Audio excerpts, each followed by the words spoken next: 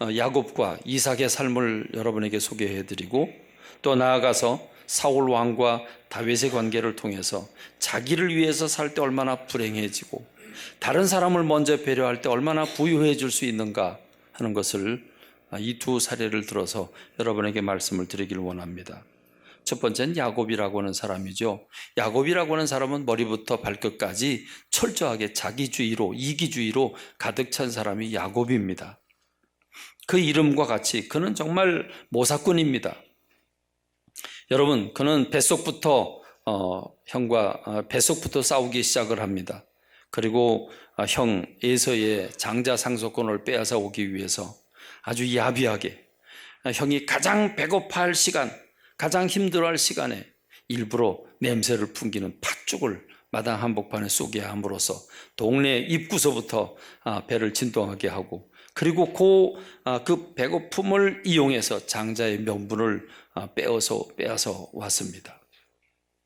그런가 하면 야곱이라고 하는 사람은 형 에서가 받을 축복을 어머니와 공모를 해서 정말 사기를 쳐도 그렇게 사기칠 수 없죠.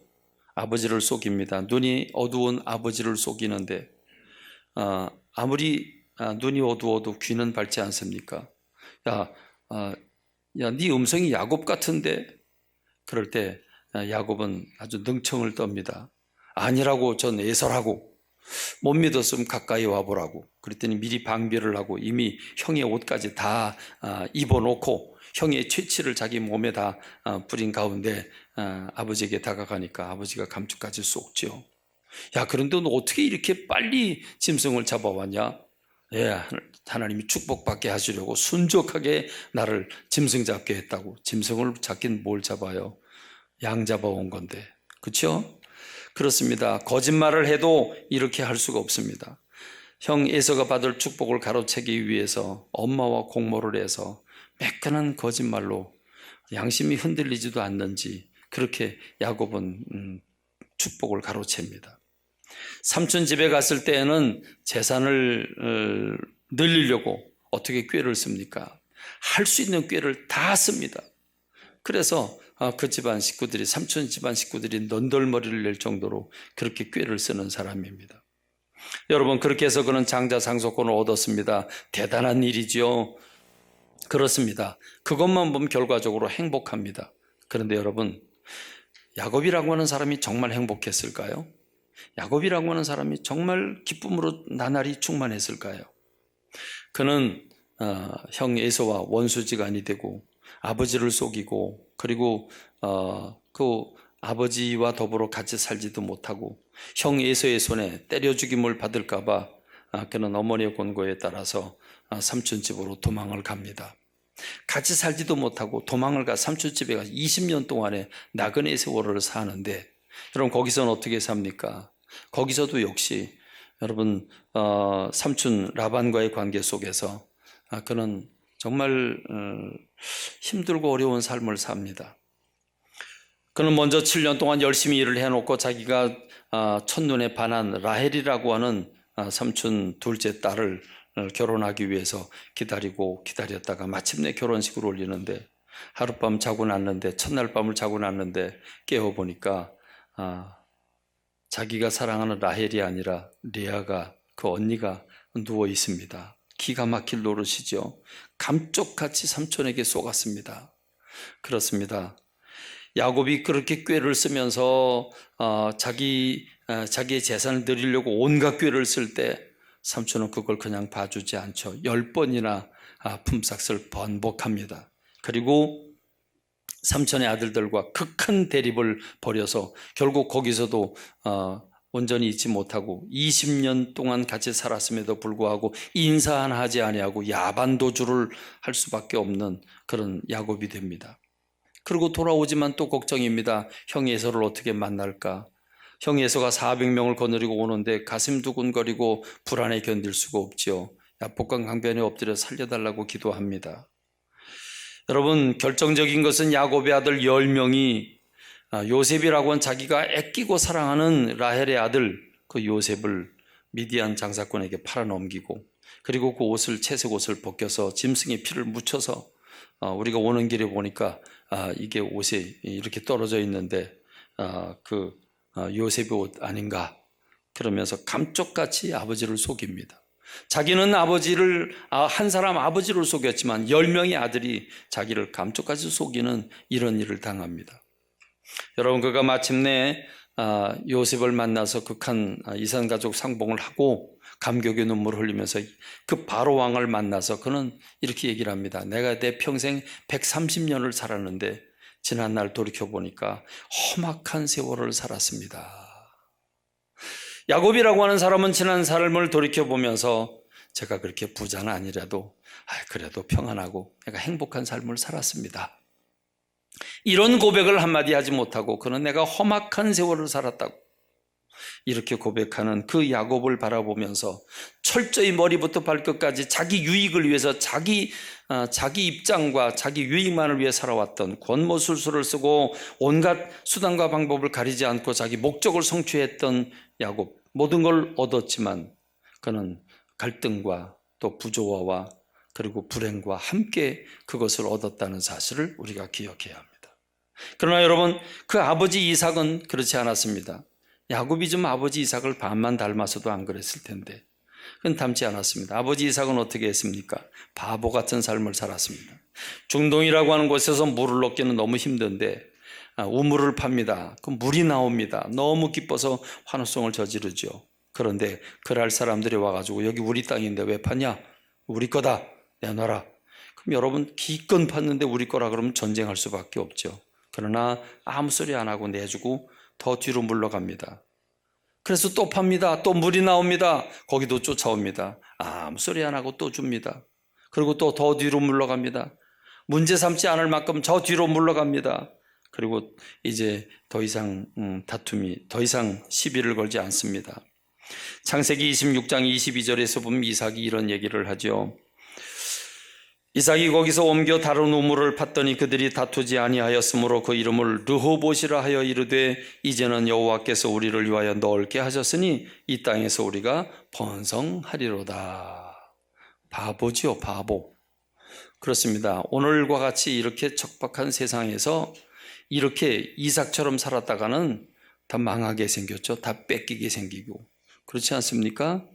바보처럼 속수무책으로 무능력하게 다 뺏긴 그런 사람이 이삭입니다.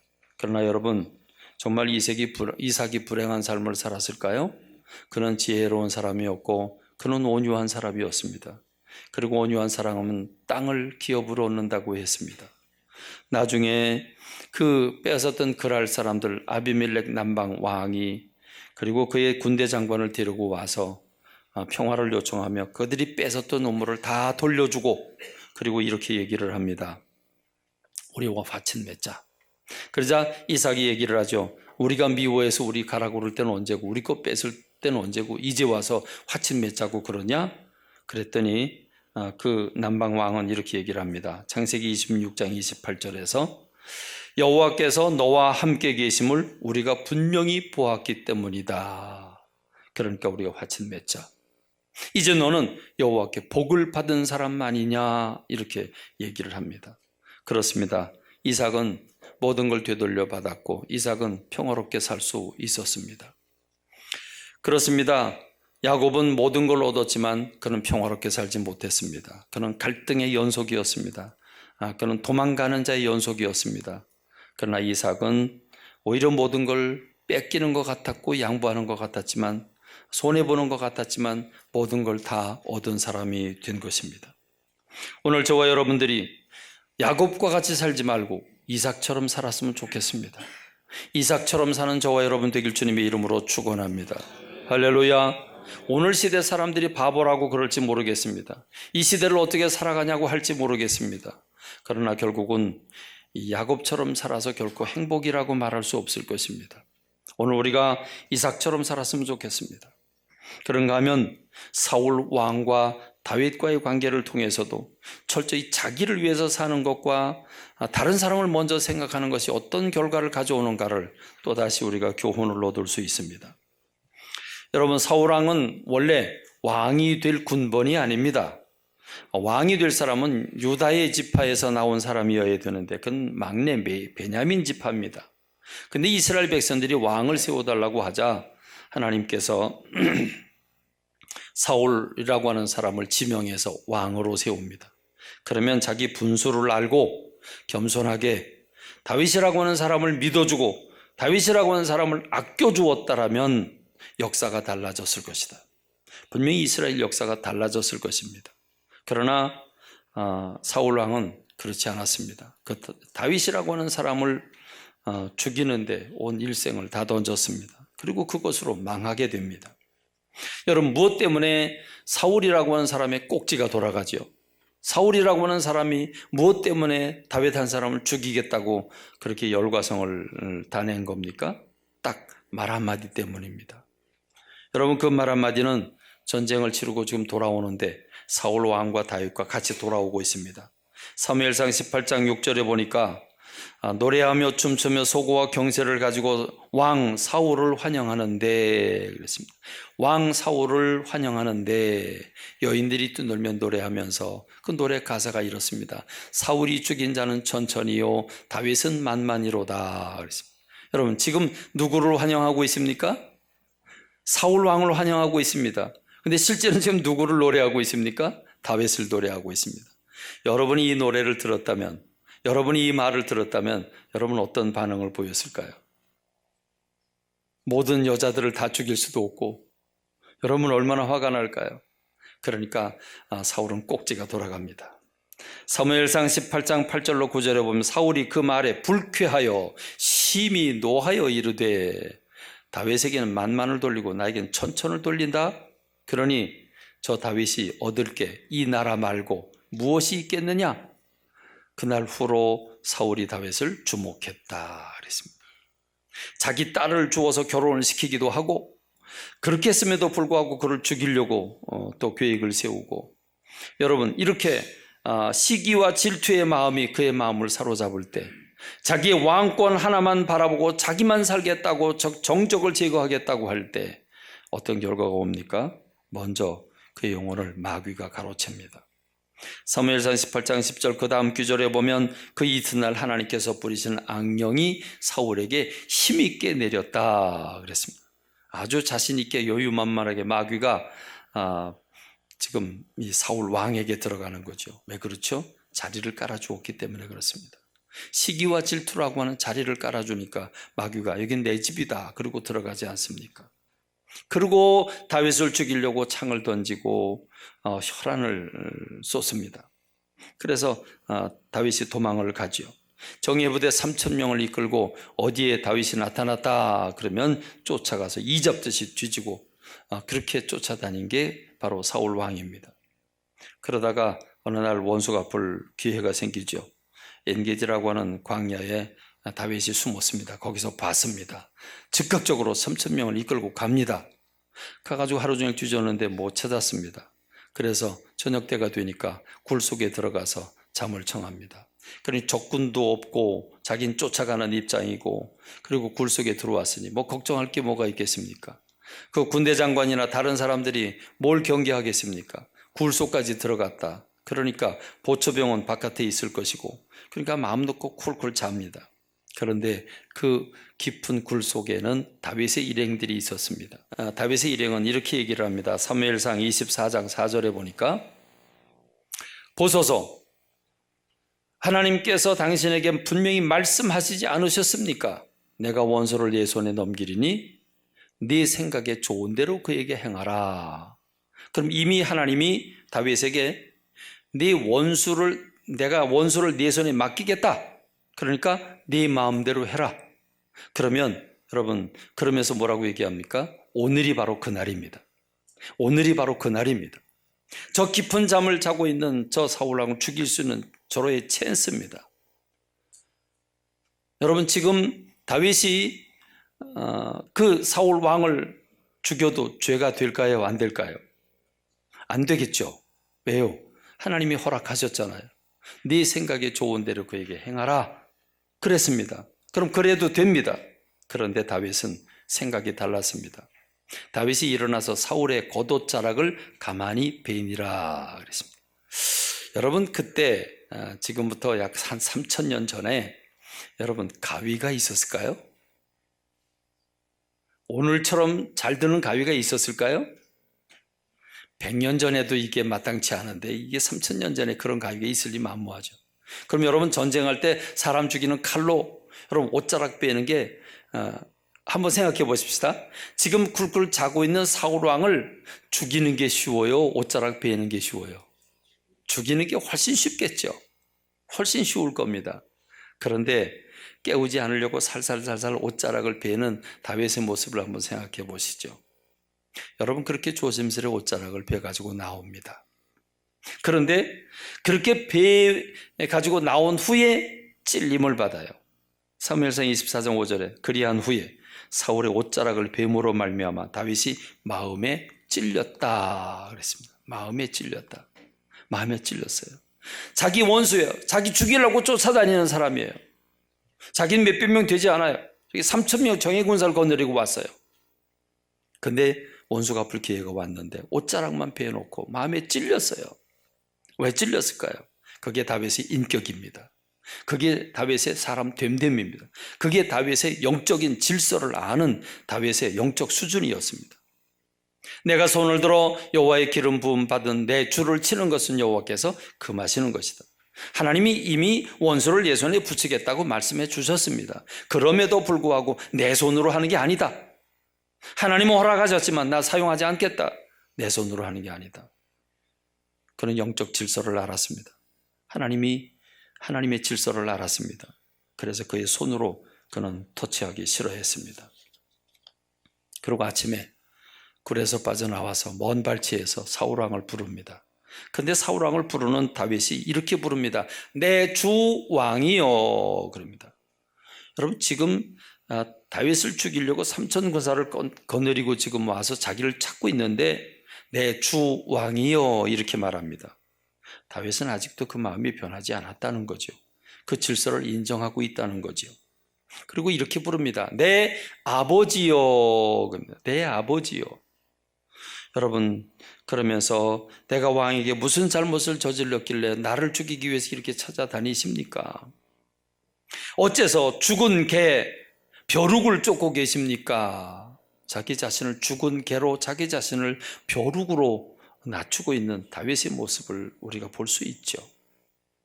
그리고 영적인 질서를 존중하고 사람 죽이는 걸 원하지 않습니다. 여러분 이렇게 최대한 자기를 낮추는 겸손과 질서를 존중하는 영적인 그 소중함을 아는 인격자가 다윗이었습니다. 그러자 그 말을 들은 사울 왕은 어떤 반응을 보입니까? 사무엘상 24장 16절에서 오늘 우리가 읽은 본문에서 이렇게 말합니다. 내 아들 다윗아, 내 아들 다윗아, 이것이 네 목소리냐? 이것이 네 목소리냐? 다윗을 죽이려고 정령 쫓아다닌 사울 같지 않죠. 사울이라고 하는 사람 내 아들이라고 부르고 있습니다. 그리고 소리를 높이 옵니다. 왕이 체면불구하고 땅바닥에 퍼져서 소리 높이 옵니다. 그리고 이렇게 얘기를 합니다. 나는 너를 학대했는데 너는 나를 선대했구나. 그래 너는 나보다 의롭구나 그럽니다. 그리고 네가 나 선대한 것을 오늘 나타내나니 여호와께서 나를 네 손에 넘기셨지만 네가 나를 죽이지 않았구나. 알았습니다. 하나님께서 내 생명을 그에게 맡기셨다는 것을 그에게 던지셨다고 하는 것을 알았습니다. 그런데 다윗이 죽이기를 거절했습니다. 그러면서 사울왕은 이렇게 얘기를 합니다. 사람이 그의 원수를 만나면 그를 평안히 가게 하는 사람이 누가 있겠냐? 내가 오늘 내게 행한 일로 말미암아 여호와께서 내게 선으로 갚으시기를 원하노라. 원수의 입에서 자신을 축복하게 하는 메시지가 흘러나오는 이 역사적인 순간을 보십시오. 이 감동적인 순간을 보십시오. 지금 사울이라고 하는 사람은 단지 다윗이라고 하는 사람의 행동에 그냥 수긍할 정도가 아니라 그는 감동하고 감격하고 그 눈물 흘리고 있는 모습을 우리가 보지 않습니까? 여러분 어떤 사람이 원수에게서 이런 눈물을 받을 수 있을까요? 어떤 사람이 자기 원수에게서 이런 축복을 받을 수 있을까요? 그리고 그는 영적인 것을 그대로 시인하고 인정합니다. 사무엘상 24장 20절에 보라, 나는 네가 반드시 왕이 될 것을 알았다. 그리고 이스라엘 나라가 네 손에 견고히 설 것을 내가 안다. 그런즉 너는 내 후손을 끊지 말고 내 아버지 집에서 내 이름을 멸하지 않을 것을 맹세해라. 이렇게 요청하는 모습입니다.